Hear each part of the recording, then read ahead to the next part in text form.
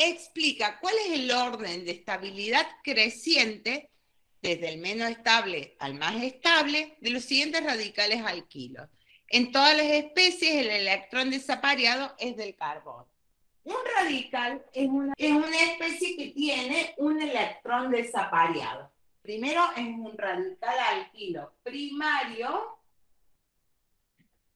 que tiene ese electrón que es del carbono, recuerden que el carbono tiene 4, y trata de unirse a 4 elementos para completar el octeto. Pero este sufrió una ruptura y se fue el elemento con su electrón y dejó el electrón del carbono. No le confiere carga porque es de él el carbono, pero está desapareado. Entonces ese carbono se comporta muy reactivamente. ¿Por qué es muy reactivo? Porque trata de completar el octeto, de aparear ese electrón para poder estabilizarse y bajar su nivel de energía. Que sigue es un radical libre terciario. Este es primario porque no tiene ningún R, porque los R's son las cadenas hidrocarbonadas unidas a ese carbono que estamos observando. Acá tengo solamente hidrógenos, no hay ningún R, y si hubiera un R también sería primario. Y acá tiene 3 Rs, 3 cadenas hidrocarbonadas.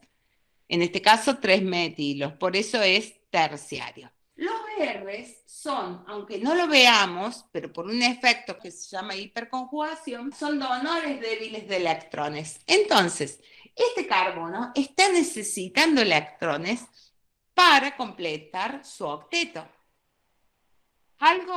Por eso son muy reactivos, pero se estabilizan más porque hay 3 grupos que le están dando electrones. En cambio, acá no tiene ningún grupo para darle.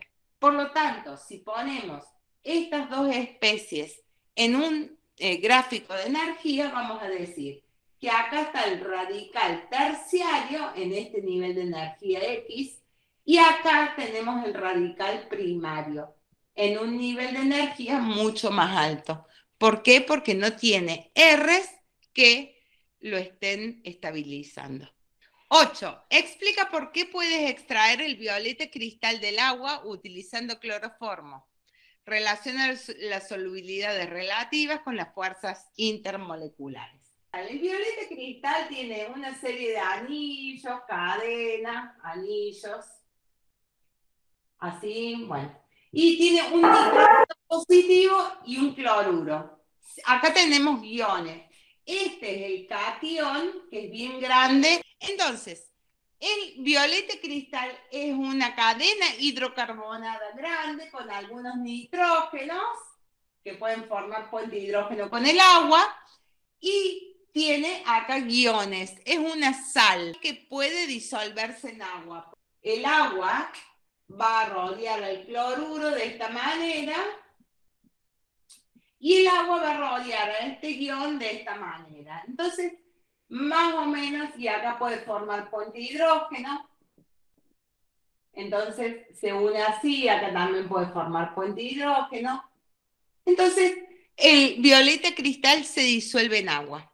Sin embargo, prefiere disolverse en cloroformo. El cloroformo es esto, es un triclorometano. ¿Por qué? Cuando hablamos de disolución, tienen que pensar en las fuerzas intermoleculares. Entonces acá tengo un dipolo y un dipolo. Es una molécula con un momento dipolar neto, no tan grande, porque entre ellos, por los ángulos que hablamos recién, se van contrarrestando. Y esta molécula tiene fuerza intermolecular dipolo-dipolo. ¿Por qué? El cloroformo se va abajo, es el único solvente orgánico que es más denso que el agua, porque fíjense que es una molécula pequeña, pero tiene muchos cloros, y los cloros pesan 35, o sea que tienen mucho peso en poco volumen, por eso es muy denso. Y no se disuelve en agua, porque el agua tiene fuerza intermolecular puente hidrógeno. En cambio, esta es dipolo-dipolo. Y dijimos que uno se iba a disolver en otro cuando las fuerzas intermoleculares fueran iguales. O los dos tienen fuertes o los dos tienen débiles. el violeta cristal prefiere irse al cloroformo. Entonces el agua empieza a estar, en lugar de violeta, queda cada vez más clarita, porque todo el violeta se va al cloroformo. ¿Y por qué se va al cloroformo? Porque el violeta cristal tiene un catión muy grande, apolar, y por eso tiene más afinidad por este solvente, cloroformo, que por el agua que tiene puente de hidrógeno. Indica y explica 3 precauciones que debes tener en cuenta para realizar una extracción sólido-líquido, por ejemplo, extraer lípidos de una semilla oleaginosa. Piensa en características del solvente de extracción, la muestra, refrigerante, etc. Acá en un cartucho cerrado va la muestra, que es sólida. Por eso decimos extracción sólido-líquida. Acá ponemos el solvente y acá calentamos. Y acá, por supuesto, hay un refrigerante para que no se evapore el solvente. Entonces el solvente al calentarse sube y baja acá, al llegar el refrigerante, baja y este solvente se va enriqueciendo en todos los lípidos que le saca la muestra. Después de 8 horas, llevo esto a una estufa que se evapore todo el solvente y me va a quedar todo el aceite ahí. Y como antes de empezar yo pesé el balón solo, ahora por diferencia sé cuánta grasa tiene. ¿Qué precauciones debo tener? Las precauciones que debo tener es, por ejemplo, son muchas. Que el solvente, que no sea cancerígeno. Si el solvente es inflamable, no le puedo poner una llama directa. Entonces tengo que poner una platina de calentamiento. Entonces tengo que tener una molienda apropiada. No muy fina la molienda para que no se apelmace el solvente, no pueda pasar, sino que sea una molienda apropiada para que tenga buena superficie de contacto y extraiga todos los lípidos posibles. El refrigerante, siempre, el refrigerante entra el agua por acá y sale por acá. 10. Dice, completa las siguientes consignas con respecto a este compuesto que puede presentarse como un par de isómeros geométricos. Isómeros geométricos, cuando tengo doble enlace carbono-carbono y cada carbono con 2 grupos distintos.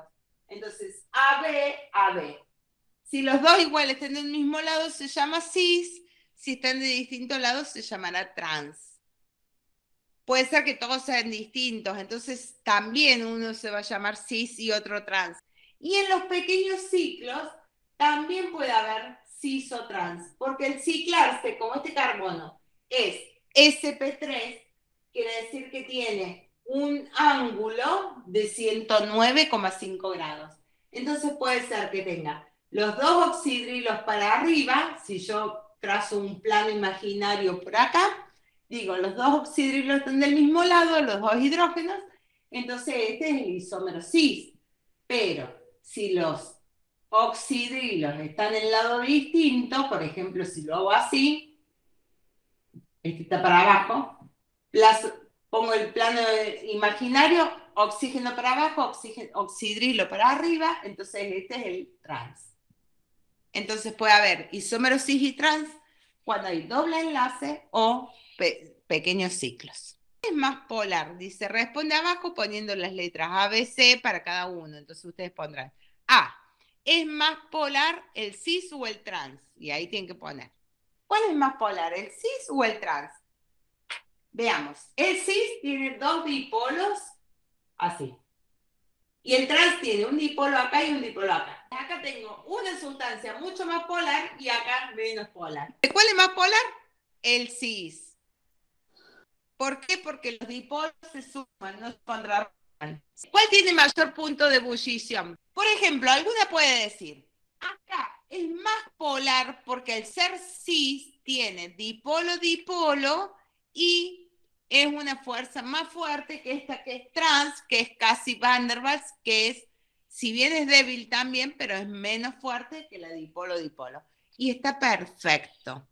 Otro alumno puede decir, al tener dos grupos voluminosos para arriba se acomodan más difícilmente que el trans, que el tener uno para arriba y otro para abajo se puede acomodar mejor con otra. Y entonces al tener más superficie de contacto, las fuerzas de Van der Waals son mayores, este tiene mayor punto de ebullición que este. Entonces, dije exactamente lo contrario y sin embargo están muy bien las dos respuestas. ¿Qué respuesta sería la correcta? Y mejor, dejo de lucubrar, busco en el Google cuál tiene mayor punto de ebullición, el cis o el trans. Pero lo que yo pensé estuvo muy bien pensado y fundamentado en los dos casos. El isómero meso era aquel que tenía carbonos quirales. ¿Cuándo es quiral? Cuando tiene cuatro grupos diferentes. Y estos dos que estoy marcando acá con el asterisco tienen cuatro grupos diferentes. ¿Por qué? Porque este carbono tiene un oxidrilo, un hidrógeno, este grupo, todo para allá, que es distinto a este grupo. ¿Por qué es distinto? Y porque acá fíjense, carbono H2 y después viene esto. Hay dos carbonos H2. En cambio acá hay uno solo. Entonces, por los dos caminos es diferente. Por lo tanto, este es quiral. También este es quiral. Pero en este caso, ¿qué significa meso? Que sea un compuesto simétrico. Entonces, si los dos están en cis, quiere decir que esa molécula la puedo dividir en dos partes y una parte es exactamente la imagen especular de la otra. Por lo tanto, este es un compuesto meso. Si es meso, no desvía la luz polarizada. Porque, ¿qué significa tener actividad óptica? Viene la luz polarizada, pasa por este carbono que es quiral y se desvía la luz polarizada un poquito. Supongamos la derecha. Pasa por este, que es justo en la imagen especular no superponible del otro, y vuelve a desviarse la misma cantidad de grados, pero a la izquierda. Por lo tanto, la luz polarizada sale igual que como entró, por lo tanto, no tiene actividad óptica y es un compuesto que no tiene isómero óptico. Es decir, que puede presentar una imagen especular superponible.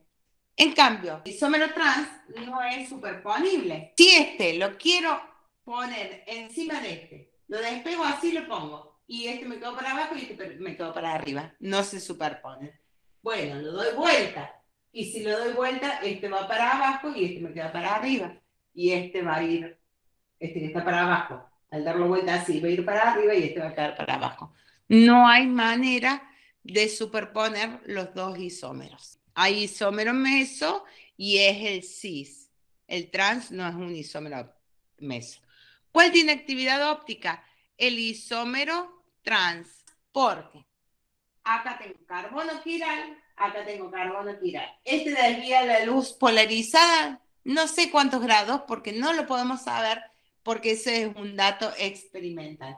Entonces, este desvía tantos grados a la derecha y este puede desviar a la derecha o a la izquierda, no sabemos, porque eso es experimental, pero seguro que es distinta cantidad de grados. Si desvía a la derecha, y lo va a torcer aún más. Entonces, va a tener actividad óptica. Y si lo desvía a la izquierda, y lo va a desviar en menos grados, entonces siempre va a tener una desviación óptica neta. ¿Cuál es soluble en agua o no? Entonces podemos decir que los dos son igualmente solubles porque, como tienen oxidrilos, pueden formar puente de hidrógeno de esta manera o bien de esta manera. Y como los dos tienen igual cantidad de oxidrilos, van a formar exactamente la misma cantidad, por lo tanto van a ser igualmente solubles en agua. ¿Por qué es un isómero geométrico? Por lo que dijimos antes, que puedo dividir acá con un plano imaginario y queda un oxidrilo por arriba, otro por abajo, entonces el trans. Y si quedan los dos por arriba, va a ser el cis.